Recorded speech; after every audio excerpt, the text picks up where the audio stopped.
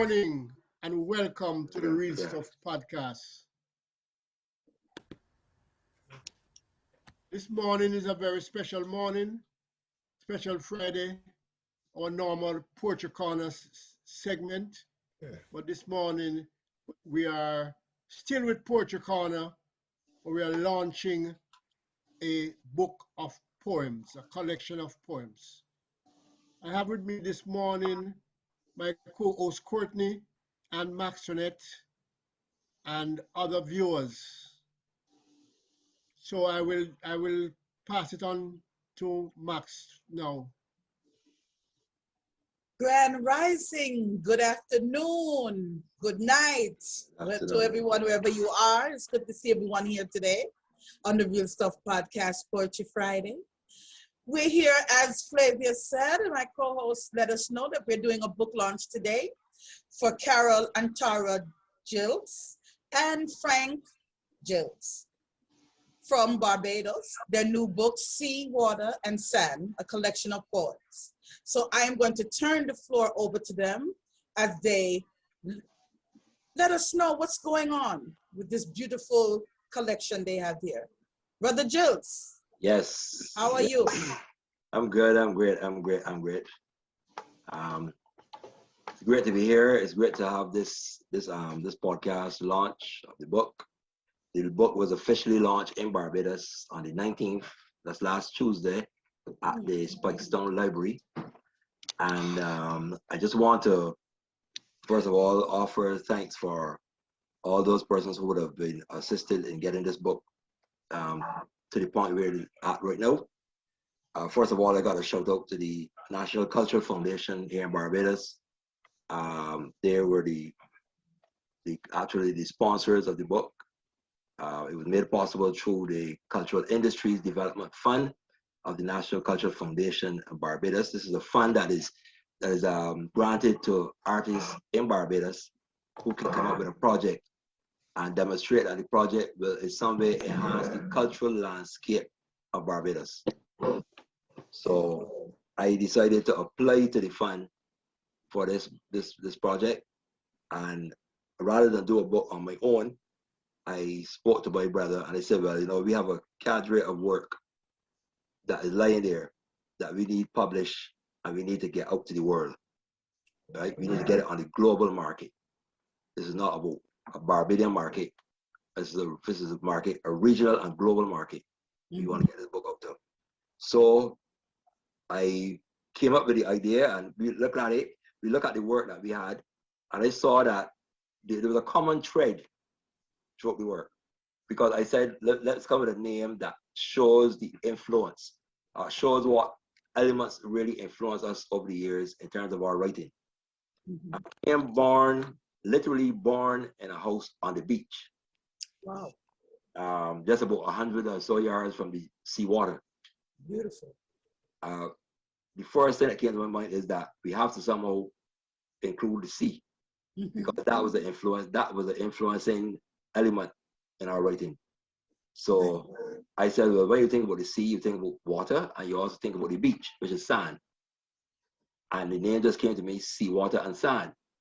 I wasn't even thinking at the time about the popular calypso by Chalk Dust, which he had Sea, Water, and Sand. I wasn't even thinking about that. But of course, his take on Sea, Water, and Sand was a different thing altogether. But as the person who wrote the introduction, another Barbadian poet by the name of Vernon World, he rightly said in his introduction that to some the title of the book may sound familiar to the title of a popular calypso by Doyen Dr. Hollis Liverpool, also known as Chalk Dust. The sentiments are not the same, but the intent is not dissimilar. That is to awaken within the listener or reader a level of thinking of what can make a big difference in our society. Right? So he got it right first time there. Before actually seeing the poem, but he knew our work, right? The other thing is that I must say too is that the book is a dedicated book. the book is dedicated to the memory of our father. Oh, that's wonderful. Right? Thanking them for their guidance in our artistic journey, because they were the ones that was always there and putting us on, challenging us sometimes. Sometimes my dad would challenge us. I remember some years ago, he challenged my brother to write a poem on the color of racism.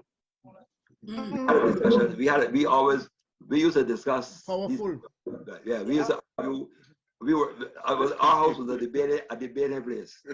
So sometimes we debate with my father. We were either debating religion, debating culture, politics, and we were debating something with racism. There was some talk about racism going on, and he said to my brother, "You must write a poem on the color of racism." I remember that.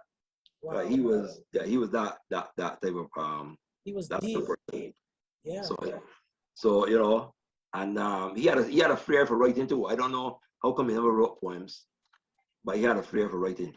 I remember as a boy reading some of his letters that he wrote to girlfriends, and and they read like, and they actually read like poems. And besides that, he had probably the most beautiful handwriting that I've ever seen. Wow. So when a person could write beautifully on the page and then still have that command, he had an excellent command of the English language. And you know, so people used to ask me all the time if he's a teacher. Okay. Because when he spoke, it was like, you know, he always spoke standard, perfect English. He was very eloquent in his speaking and so on. Right. Wow. But then again, he was also a Methodist lay preacher. Okay. Right. So he was, you know, that influence on us in terms of, and he saw the talent early and he encouraged it. And my mom, of course, she also, you know, they were some of our first audiences that we would read to. And of course, he would always critique the work. If he felt that we could do better or, you know, something, he would always suggest how we could improve on it. So that was good. Yes, and it took a while putting this stuff together, but I must commend Wendell Calendar and his wife Margot of Excel One Publishing.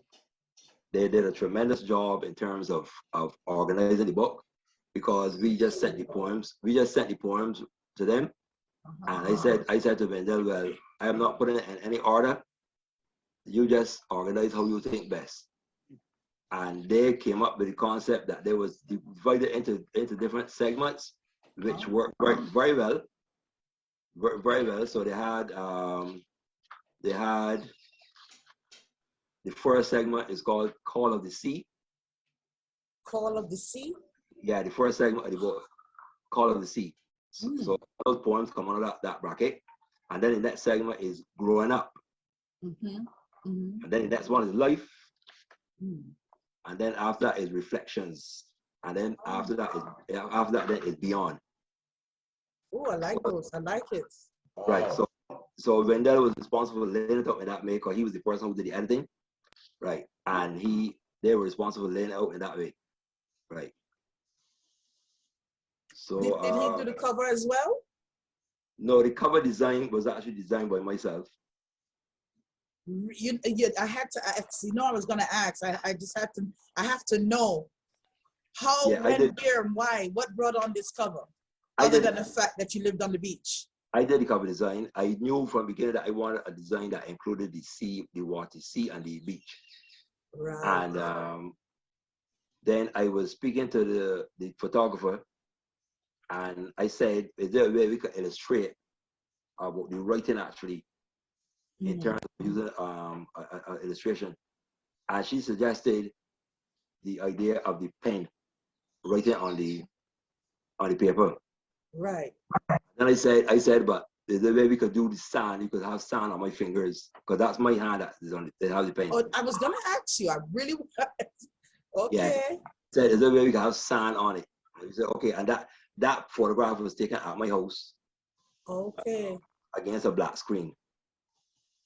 And it was what we did then, I got some coconut oil and rub on my hand and just dip my fingers into the sand. Right. And held the pen on the blank paper like that, which took the pictures. Brilliant. Yeah. I love it. Right. So I told when we did the pictures on the beach, I told her then, well, I want footprints going towards the sea. So I walk on the sand barefoot to make footprints. It's like one set of footprints in the sand. I love it. It's beautiful. Oh yeah. It's really beautiful. Yeah. So I did that, and the amazing thing is that I saw somewhere in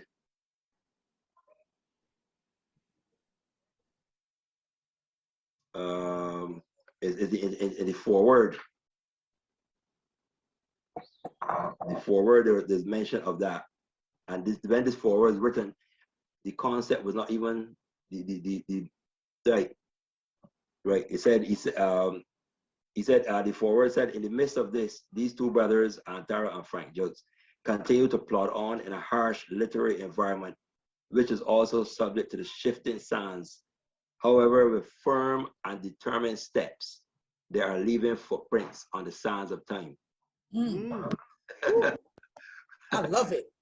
And that was written before I even came up with the concept. Look at that. Look at that. See, it just all blend together. I love it. Yeah. But as I said, it's always good when you're doing something like this and you want somebody to write about your stuff. You get somebody that knows and familiar with your stuff. So we go back a long way. So he knows our work well. So even if seeing what we were putting in the book, because I told him that it would be a combination of older poems and newer poems. The older ones, most of the older ones he would have heard already.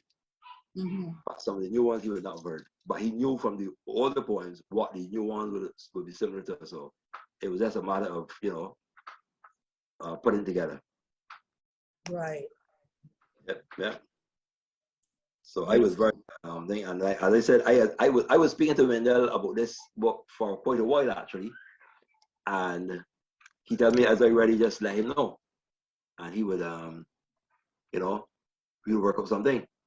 So when I told him then that I told Wendell then that I had to apply to the NCF for the grant, and I was waiting on them, and it took a little while to get everything because this red tape thing with government agencies, but eventually the grant was approved and we got the funding, and I called up and then I said, well, we're ready to go.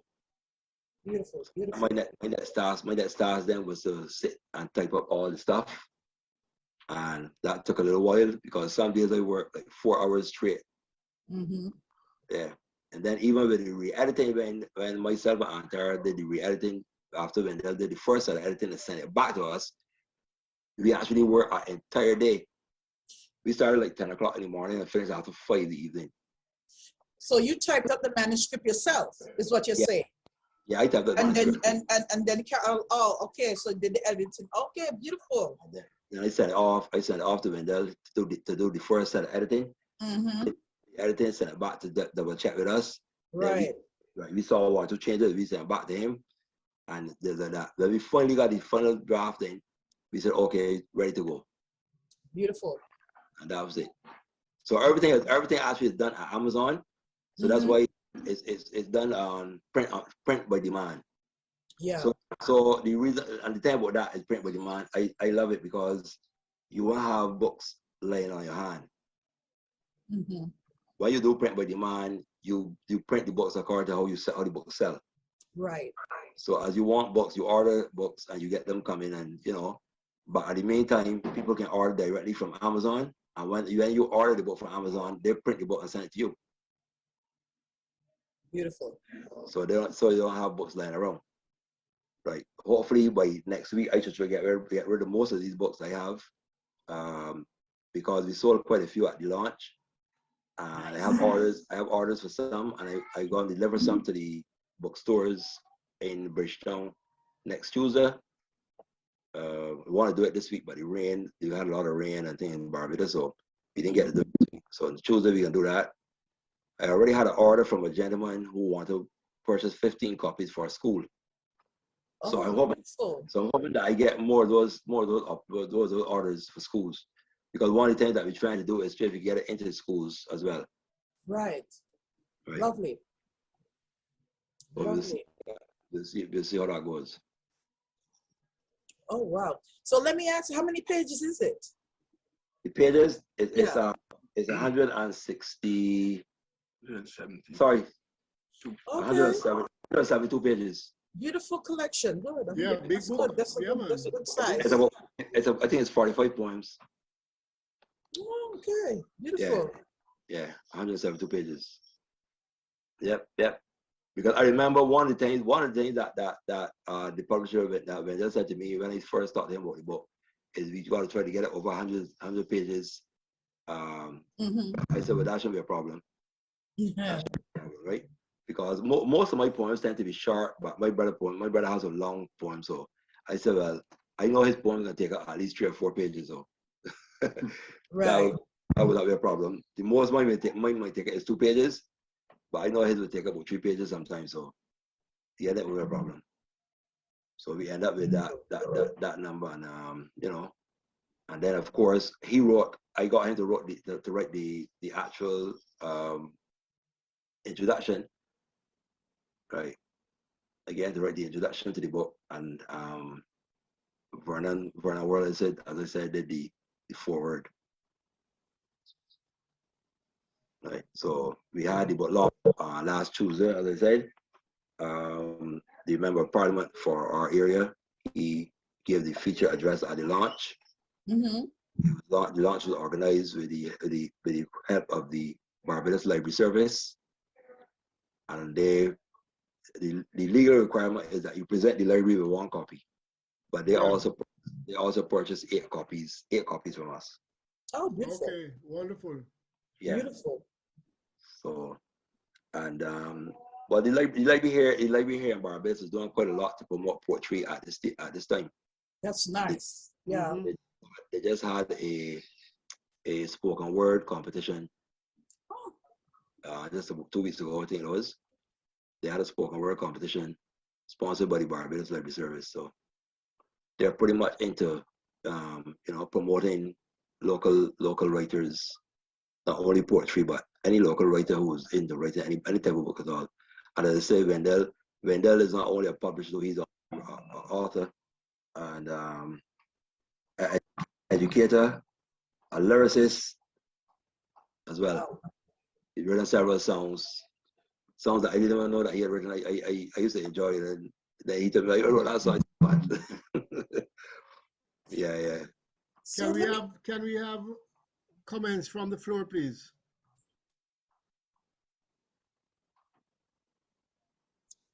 anyone would like to comment or have a question, unmute your mic? Wendell, Kenton, Wendell could take it. Wendell could say something because, as I said, he was involved in the project, and he knows the project. Wendell mic is mute now, man.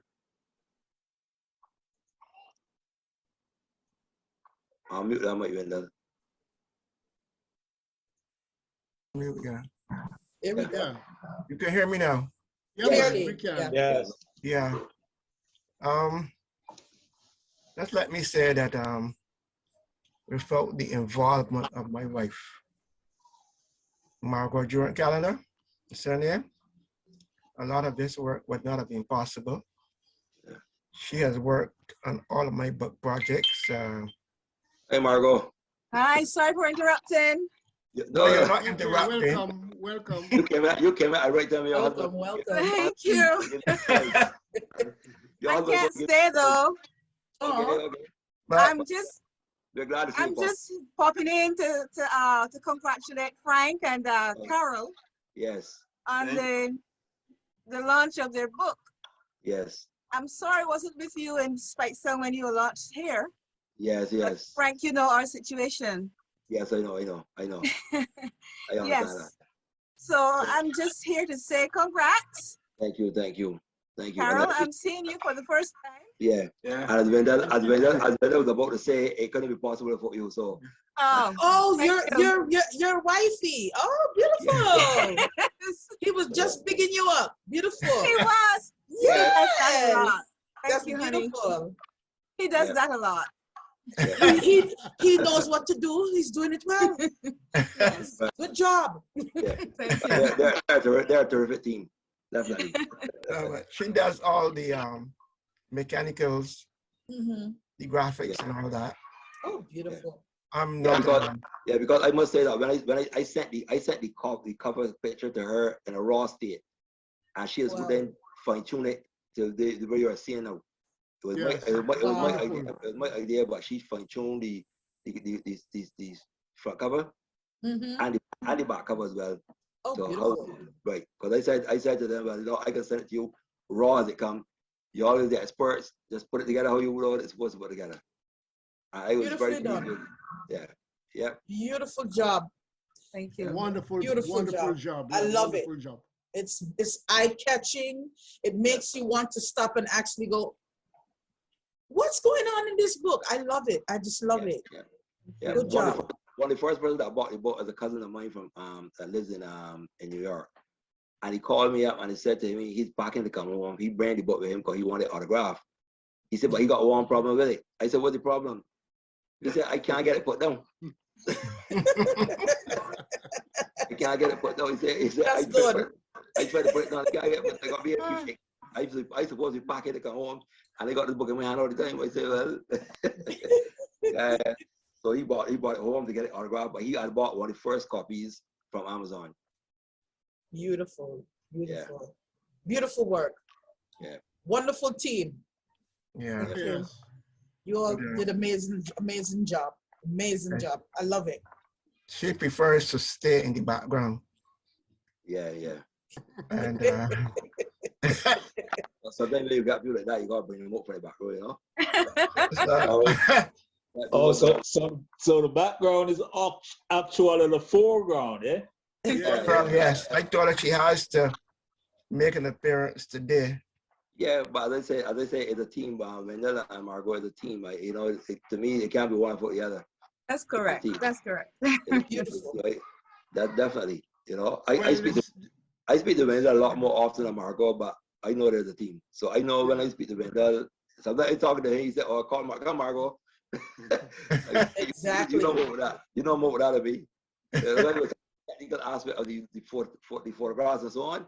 I called him there. He said, "No, Margot will deal with that." I said, "Okay, well, let Margot come." Well, the success of a project, always reflects the team. The team, yeah. Yeah. Mm-hmm. True. As they Definitely. say, there's no I in team. That's right. Yeah. I'm curious. Were there any kind of? It sounds like you all were a wonderful team. Everything ran smoothly. Did you find any issues? Did you have any problems or any kind of obstacles, delays in getting the book together? Go ahead. That's for any of you to answer. I had no issue with that. No, not really. Oh, good. Actually, I was surprised that it became available so soon. Yeah. Because we were originally told that it will take probably about 2 weeks. Okay. When the manuscript was submitted to Amazon, apparently within 3 days, the book was available. Yeah. Yeah, they work pretty quick. Yeah. I think because Margot has been doing this for a while now, she knows how to present it to Amazon to avoid it being rejected. Right. Okay. And for example, with the cover, she would have done it and then she would have gone over it hundreds of times until she got the balance that she wanted, even the sea level and Right. Right. over and over again till she got exactly Right. what she was satisfied with. She didn't just do it, but she wanted it to be the best that it could be. That's right. So if any problem, it would be that you'll go back and say, well, this ain't done yet. And she said, no, I tried to get a little better. Right. It was Right. very well.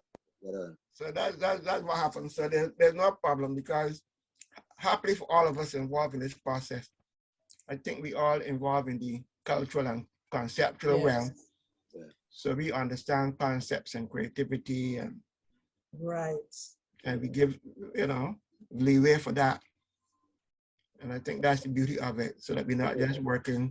As I was telling you earlier, Yeah. both you and Margot were involved with the cultural arts for years. So you all are not new to creative world at all. Yeah. Yeah, Well, Margot that's was involved with Sing Up Barbados. Oh, She was a lead singer with Sing Up Barbados, Yeah. and also was one of the managers of the group, and oh, beautiful. sang Intent. She got records out there on Yeah. YouTube and all that.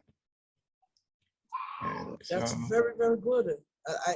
Man, that's you have again. It's a beautiful team when everything comes together. It flows nicely. You have everything. It's wonderful because there are so many things that can go wrong. There's so many nightmares and in this publishing. I don't want to say game, but profession. That it's wonderful when you come together and you have this wonderful collaboration, and that you can put forth such a beautiful collection. I mean, you all, I'm quite sure you all are proud. I'm thrilled to see it. It's it's good when you're working with people that have conceptual skills like Frank and his brother. It's easy because they understand the concept. Yes. And they tend to cooperate more. Yes. And those people who have no idea of concepts and just want things the way they want them for no particular reason. But luckily for us, we have been dealing with a lot of people who are that way inclined. For example, we were working with Gabby as well. Gabby's book of poems. We did that. I know he's looking to do more. And then there's Mr. Universe, Earl Maynard. He's just done his autobiography. Earl Maynard, he was a wrestler, actor, all kinds of things involved. So he just finished his autobiography. It's on Amazon. The man who ruled the world. You have our first entrance into Hollywood. Right. So it's easier when you're working with people that understand that realm. Yeah. We have been enjoying it because of the kind of people we're working with. But if we find people that cooperate, even if they don't have these skills, it's easier to work with them as well. True. Yeah. Beautiful. I love it. I love the whole thing. It's just wonderful what you guys are doing, what you have done, and the presentation. I'm so in love with this book. I have to get a copy. Actually, with Frank, I had to do a lot of cutting and pasting of this in order to get, as Randall said, the right balance, the right mix. Okay. I was gonna ask because I know took a long time.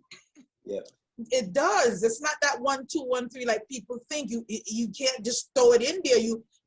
Because I do what you do. So I know you have to get in there. You have to make sure it's enlarged properly. It fits properly. It's this. Yeah. It's a lot of structure. I also have to get the size in. When I get the correct size for that book, I have to make sure that everything is lined up properly. It's lined up, right? Yeah. So this, although you sent me the picture, Frank, I had a lot more trouble with this one than I usually do. Okay. Yeah. And this is the one that I'm most proud of. Because the other thing too is that there were two separate pictures altogether. Yeah. And you have to blend them the way you blend them before making it up. There were two different pictures altogether. But when you look, the footprints in the sand, and the sand on your fingers, I mean, that's genius work, really. Yeah, that's Frank. I love it. Yeah. Because I said there must be footprints on the sand. I didn't want just sand. I said there must be footprints on the sand. And then when I came home, I read the introduction by Vernon World, and I saw he read reference to sand, to footprints on the sand of time. Yes. I was like, oh, I didn't realize that. I didn't realize that. When that came to me, because the idea was when we were taking the pictures, I said, no, I want to be a sand like this. I want footprints on the sand. The sand was saying something poetic. Understand? And then when we decided to do the one with the pen now, I said, we still got to use sand in some way or this. So I can make it look as though my hand was in sand. So I had to stick my hand in some sand. I said I took some some coconut oil, rub up my hand, and just had a little container of sand, stick my fingers in the sand, and then hold the pen.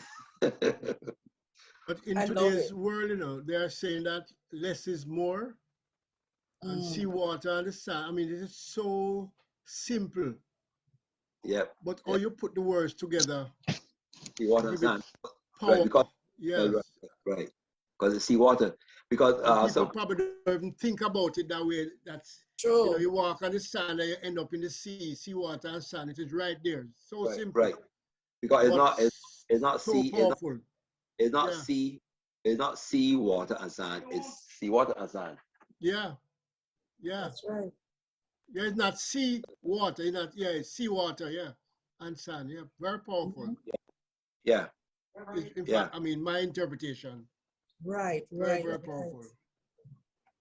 I'm hoping that we could also have Brother Wendell and Sister Margot on the show another time. I know I'm putting you two on the Definitely. spot, but it's not often that we have publishers on the show. I'll have to drag her. She likes to work but not to be seen. And her. I can beg. I'm I ain't a too little proud. shy. I'm a little shy. Don't need to shy. Listen, You're among friends. You're among. I used to be shy too, yet here I am. So you're doing very well. Thank you.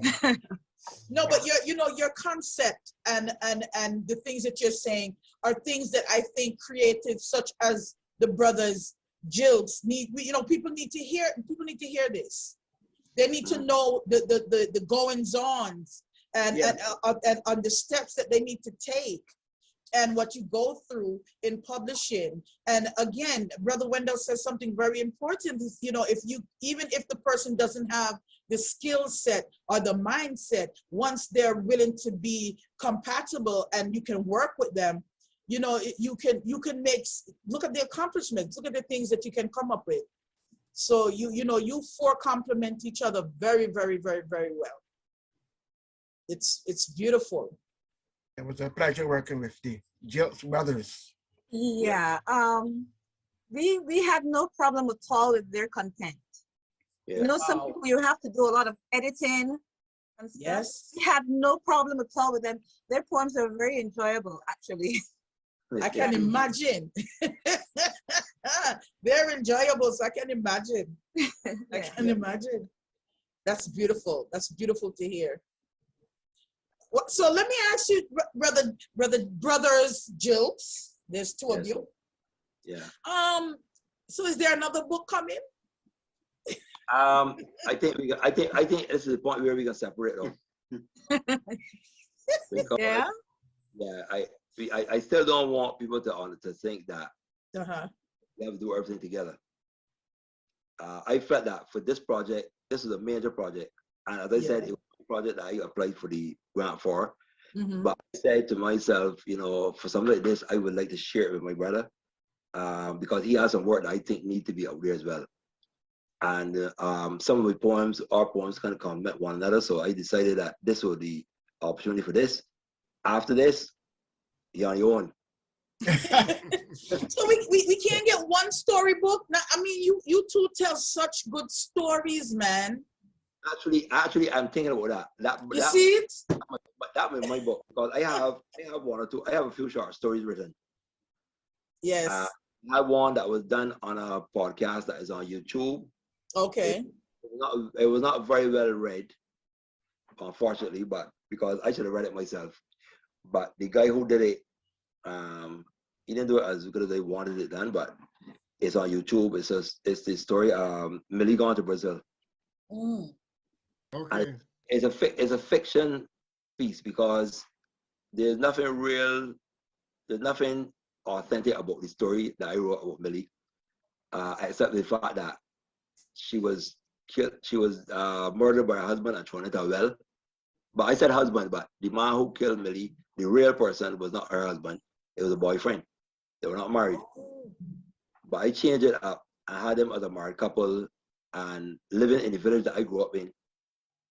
And I wrote the story around the well that I knew as a boy growing up. So I wrote it as though it took place in my district, but it actually took place miles away from there. Right, right. So I did that, and then I had another one called A Hearty Christmas, which is about a heart man incident in Pike Corner in St. Lucie. Okay. Right. And I took that story out of a police magazine from the 1950s that my dad had, where I read this story about this man who killed this little boy and took his heart and went into the cemetery to read up the devil and this sort of thing. So see, I knew there was more in there. the heart man is a folklore tale of the Barbados, a very popular thing when we were growing up in the 60s. Right. When you want to scare the children, you tell them the heart man out. Right. So Wow. I am going to do a series of short stories like that, and that will be the next project. This one might take a little more editing, but it might go a little harder with this one. I don't know. I doubt it. I mean, you all work so well together. I don't foresee that. Writing stories and writing poetry is different. We have seen since we've been doing this, we've seen a wider way of work, and some of the work has been very challenging. So I don't think your work could be as challenging as some that we've seen. Oh, I wish I could say I don't know what you mean. But I surely do. You can have some nightmares. I tend to keep it simple. And I like that because I read a little piece of Wendell's work where he has a novel. I saw a little piece of it, and the style is similar to what I would do because his work is also that easy to read. It's not too complicated. You understand? Right. When a writer, although a writer might be academic, they tend a person like Wendell, who is both academic and he can write simple so that this man in the street can read it and understand it. Right. There's some academics that can't write simple. When they write, they got to come over as academic. So only academic people read their stuff. Right. True. We had one book like that. I guess because Wendell was also into writing calypso. So it make it more the normal part of the street where his stories even go like that. So that book that he wrote, Wendell, the one you showed me, can't name now. I think that was Caribbean Intrigue, or right. That's the one. Caribbean Intrigue. Right. And but I think easy going. What helps, I think the language of calypso helps you with the imagery and so on. Yeah. But what also has helped me, and I say all the time, I was a writer for the Nation newspaper. Right. For a good number of years, they asked me to write a community article called Slice of Bajan Life. So I had to go into the community, capture what's happening, but then to be able to present it in a way that people can actually see the images of what I was really seeing. So I think that helped me with my language over the years to be able to go out there to capture a story and to make it live in the article. I was doing it for about 10 years. And normally when you go out, you have about a short timeline, about 3 days in which you present your material with the pictures and everything. So before they can publish it next 2 days or something like that.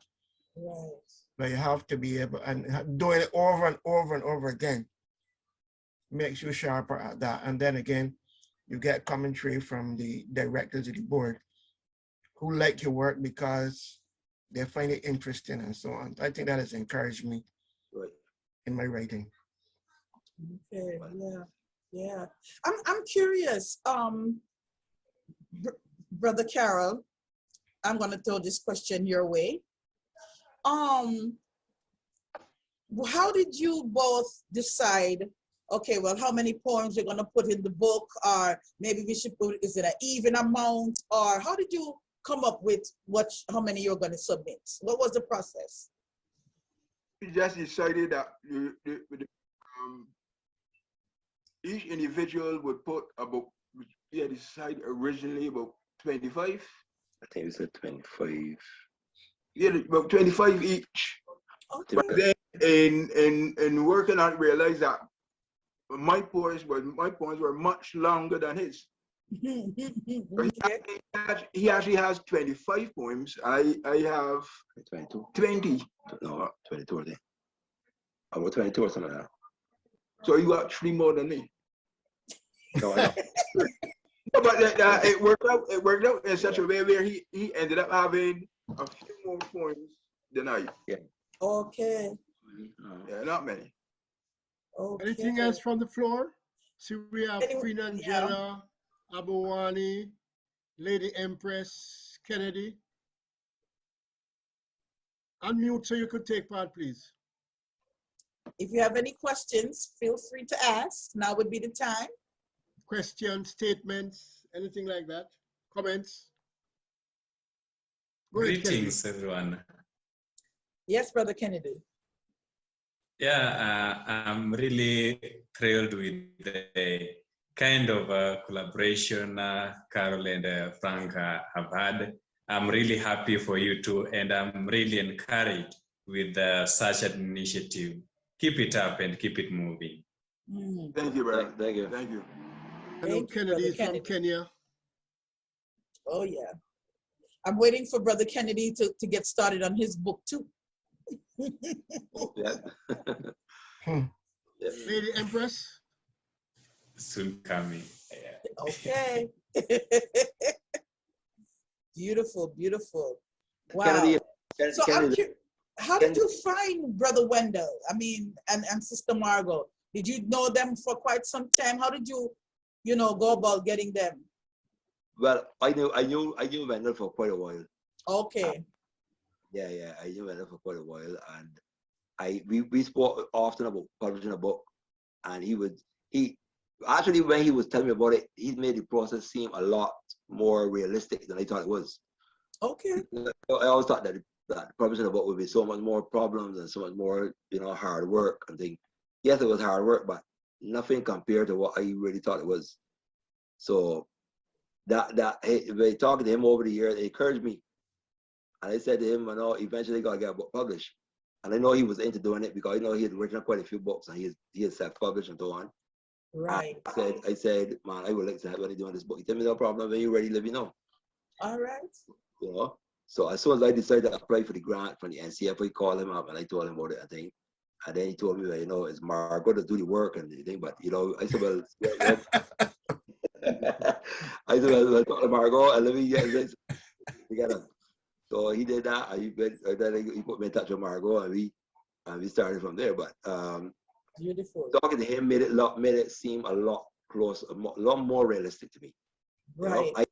I have worked with other poets and writers in Barbados over the years, and I don't know if they had a different process of doing it, but I know one or two fellas who published work before, and it always seemed that it was a difficult task.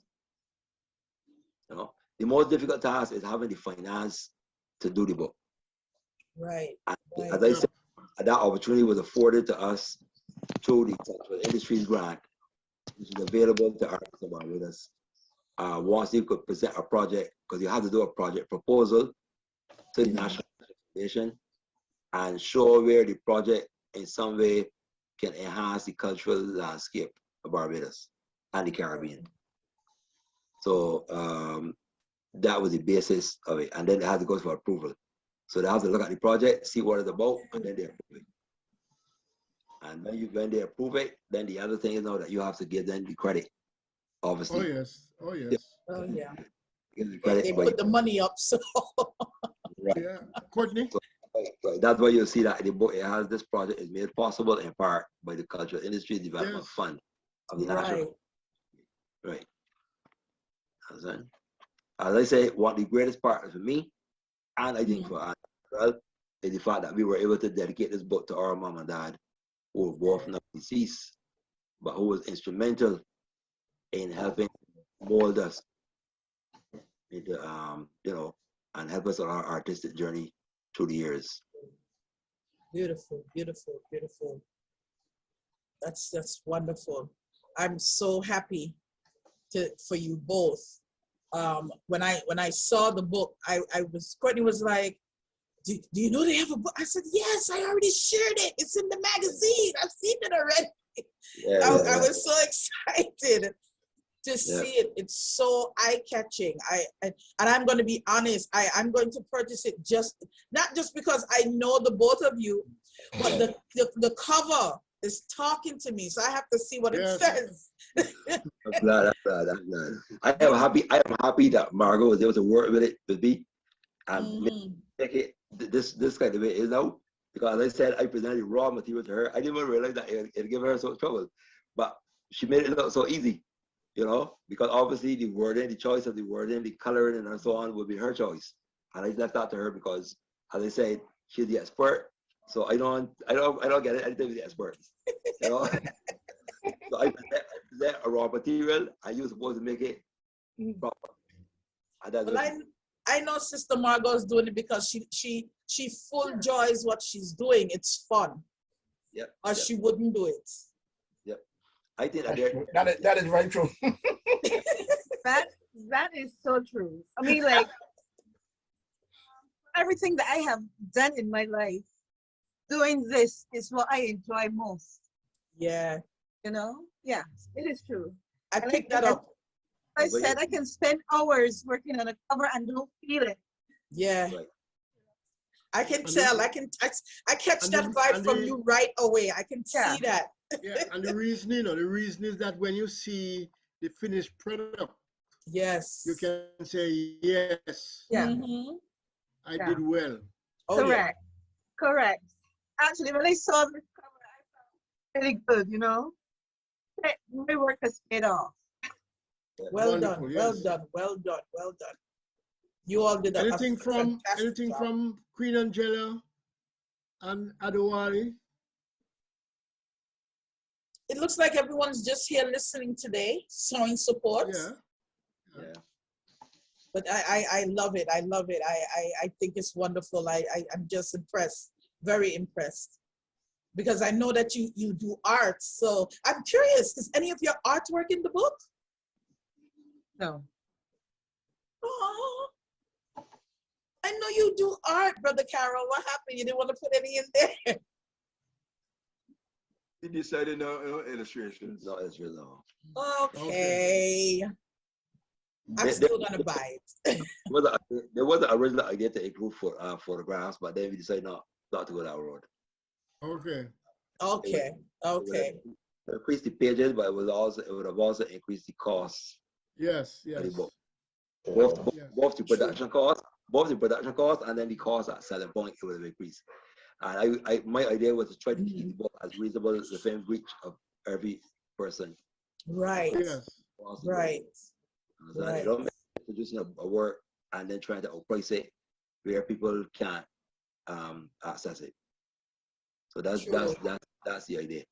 You know, so for example, if somebody called me and tell me they want to buy 20 or 15, 20 copies for a school, I will sell them at the price that I will sell the bookstore.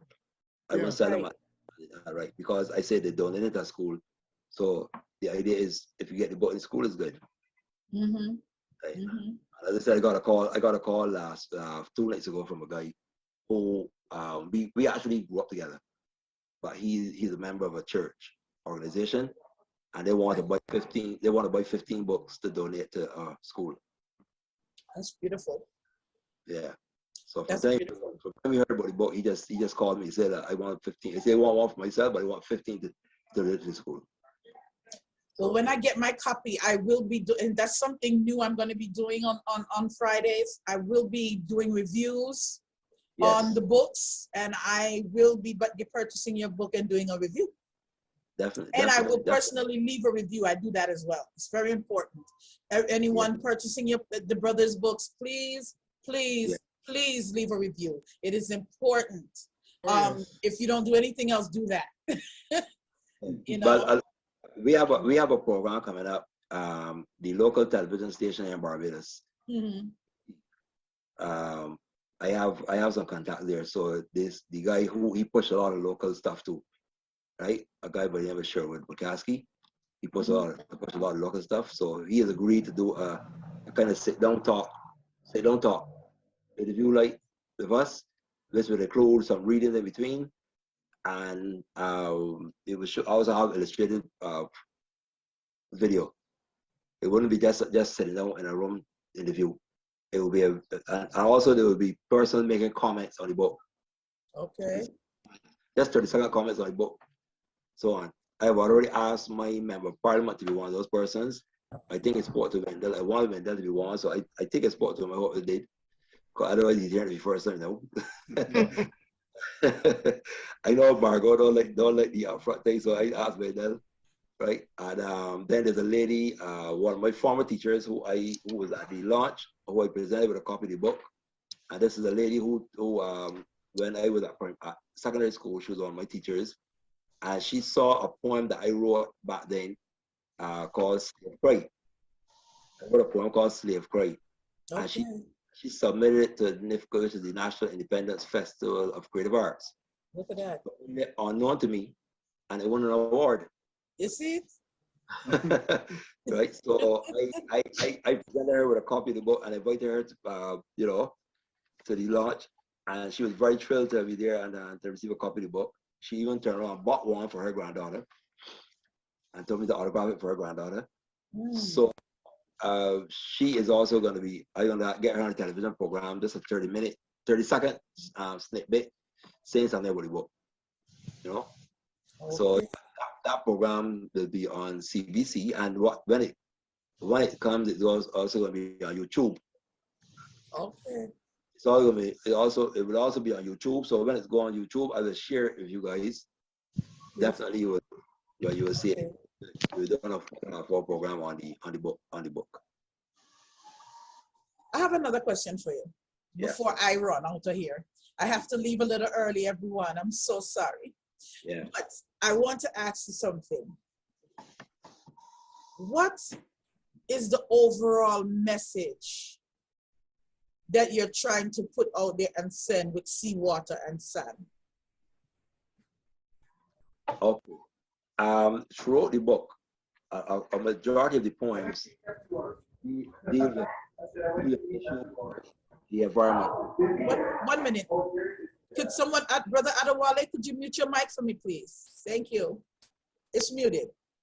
Yeah. Please continue. Sorry about that. Throughout the book, there's a series of poems which touches on the on areas of the environment and the changes that we have seen due to things like climate change. Most of you would have seen or heard that our Prime Minister is out front when it comes to the being advocating the whole thing about climate change and so on. Right. A lot of the poems talk about things that have changed along the coastal west coast of Barbados where we grew up. So it is touching on that and the need to be more conscious of these changes and to resist where possible, especially the impact on the cultural changes that take place because of it. Right. Growing up on the coast now is not like growing up on the coast when we were little boys growing up. Right. There's a whole cultural change, and some of the poems sort of resonate back to that time. So it's kind of nostalgia, going back to the time when we were growing up and showing people now what we experienced as youngsters growing up in a coastal village, a coastal fishing village. So it's mostly that kind of message, trying to recapture that of our youth on the coast, and at the same time the influence that growing up on the coast would have had on us, even as it relates to topics that are more international area, where we go into things like racism and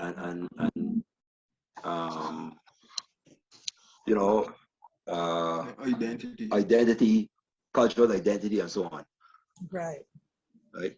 So as I said, it's wide ranging in that area, but as I say, a lot of it, and the name Seawater and Sand suggests it as well, because a lot of the areas that the sand that had sand, the seawater carried away the sand. So it's right. There's a lot of beach erosion that we had to experience during our lifetime. The actual site where we were born is now actually sea. where our house was located, the sea has eroded all that sand. Wow. So that's a product of beach erosion. That's a result of beach erosion. Wow, yeah. Over years. And all this would have happened in 50 years. Mm. All this would have happened. You know, Could so I we actually, ask, go ahead. yeah.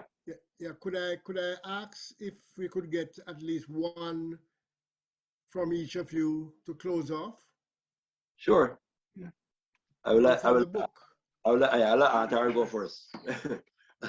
Okay, the poem I'm going to share is called Tribute, and actually it is speaking about things that our grandfather, our maternal grandfather, and a great aunt that we grew up with would have seen and experienced. And it's called Tribute. Dear and Grandfather Bruce know when the first motor car come Barbados. I remember them say how people went for field day when Arthur Smith land first airplane on the Garrison Parade pasture. And them know people who left went Panama to dig canal, get paid according to a silver system, and come back home licking cork. Dear and Grandfather Bruce lived through the hard times caused by two European tribal wars. I still log in, but Pains agitation in the 37 rebellion that left 14 black people dead and over 500 locked up at Glenderry. And them tell me about the feeling them feel when them vote in 51 for the very first time.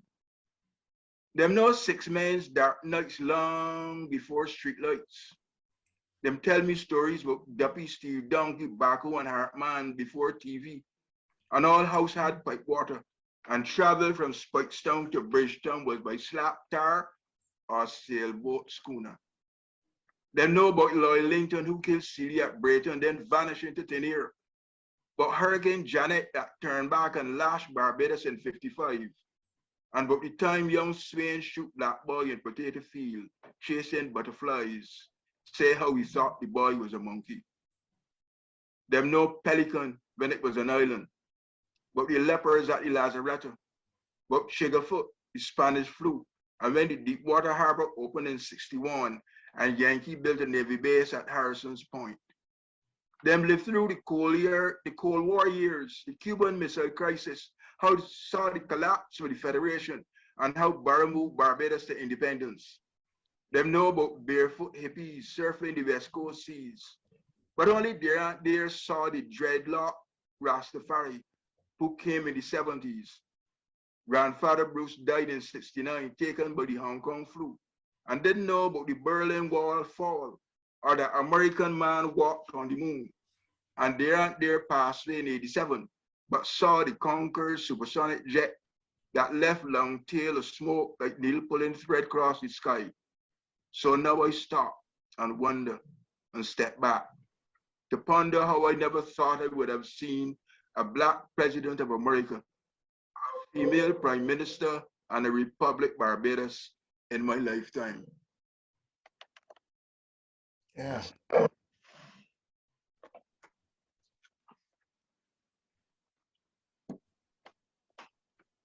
Yeah. All right, this one I'm reading is called New Reality. One of the newer ones, New Reality. I awoke this morning with thoughts of change as I sought to rearrange my thinking of how today's insecurities can cause me to be lost in a mirage of tomorrow's perplexed confusion.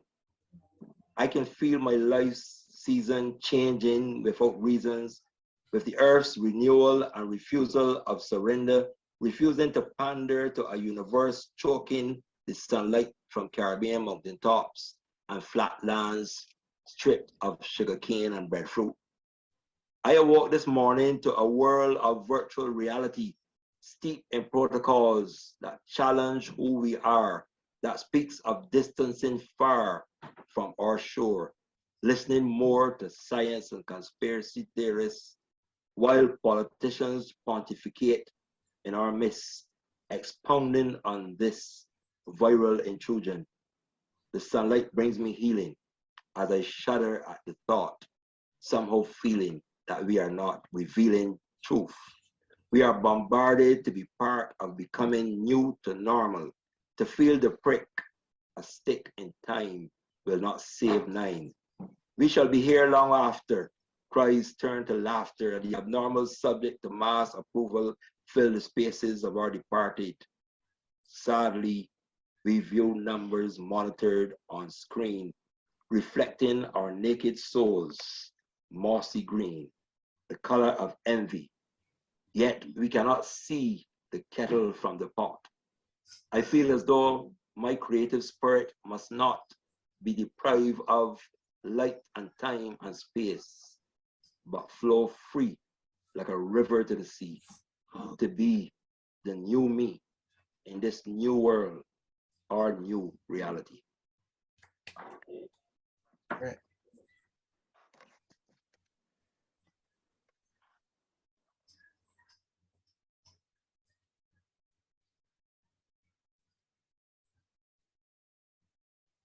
Thank you very much. Thank you very much. Thank you very Yes, much. yes, yes. Yeah. Thank you.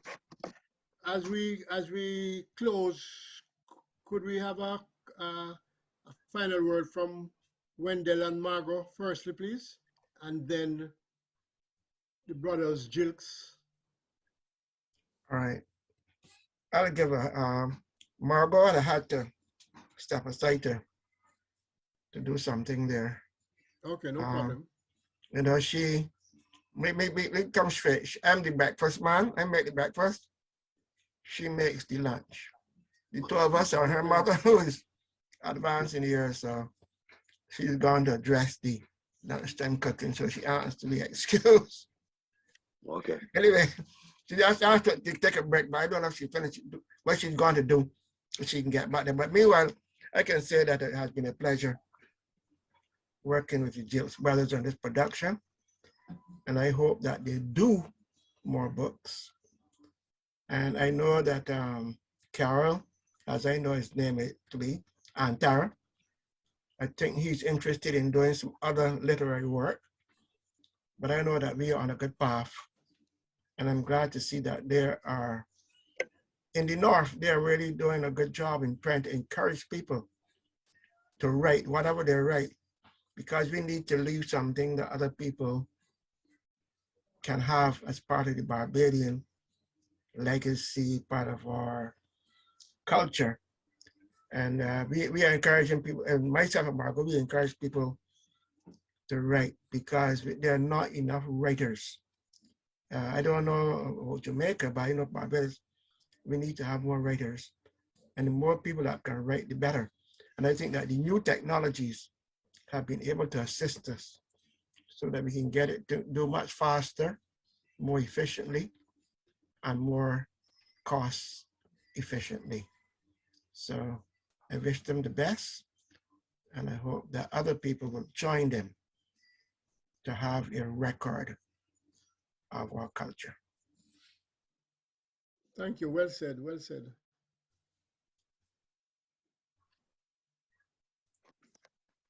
So Frank and Tara. I would like first of all to thank the Real Stuff podcast crew for allowing us this opportunity to do a launch of our book via your program. And I look forward. I haven't, since the new year, I haven't been very much available to tune in on Fridays as I would like, but I hope that that will soon change. And I would also like to thank the Wendell and Margot once more for their work. When I first saw the final product, I was really, I almost cried with excitement because it was my cousin who came in from the States that brought the book to be autographed. When I held it in my hand, I suppose it was that person holding their new baby. So thanks to everybody. Yes, thank you again to Real Stuff Podcast. This is the place to be on Fridays when you want to really get inspired with the poets. And this is one of the best things that have happened during this period of the pandemic. I don't know if it would have happened before the pandemic, but I'm glad that we got linked up on this Real Stuff Podcast, and I know that it will go a long way. And many years to come, I look forward to the time when we can all meet in person at some point, whether it be Jamaica, whether it be Miami, whether it be Barbados. You never know. Oh, Margot is back. Right. So I definitely am happy to be part of this. I appreciate the fact that we were able to do this launch here as well. I said to you guys time when I said that I want to launch it on the podcast separately from the launch that we were having in the library, because I think that it was different, something different, and I didn't want to mix the two. So I'm glad that we did it this way. Margot is back now. She might want to say something before we exit. But again, thanks everyone. Thanks for all those who tune in and listen, and all the contributions and the accolades that you were given. Thank you very much. I just want to say congrats again, Frank and Tara. You have done a great job. Thank you. And I hope that we can work together again sometime soon. Yeah, I have an idea. Yeah, great. I will be contacting you shortly. Yeah. Okay, great. Yeah. All right, so you all have a good afternoon. So I have to go. Yes, good afternoon. Okay, thank you. Thanks. Bye-bye. And I must say, from the Real Stuff Podcast, we are very, very delighted and very happy that you have chosen our platform to launch this monumental part of your journey. I think it's very, very important, as Wendell say, we have to write for ourselves and our children. We can't just be reading everything that they send from outside. We have to tell our own story. And I'm very happy, the Real Stuff Podcast is very happy that we are a part of it, part of history. Thank you very much. Thank you. Thank you all for coming. Thanks. Yes. Nice being here. As we close, we'll ask Queen Lubafo to give us the Our Father in the Garifuna language, and Tafina to take us out. Thank you very much. You lead us so full. You belong far away away. Ajugwala lebobu seru. Lida mua, lida sungfula. Lida mua, lida sungfula. Well, unfortunately, this is it. Till next time. Bless.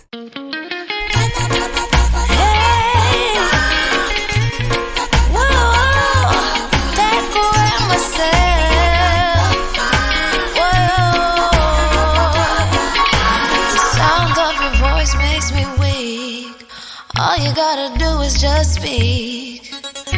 One word is enough, and I'm no longer sorrow. I forget what I was trying to say. I no longer do what I was gonna do, but you're no good for me. That's why me know what set me a fickle flee. Me I fi take away me say. Me I fi take away me say. Me I fi hide like a thief in the night. Me I fi get out of sight.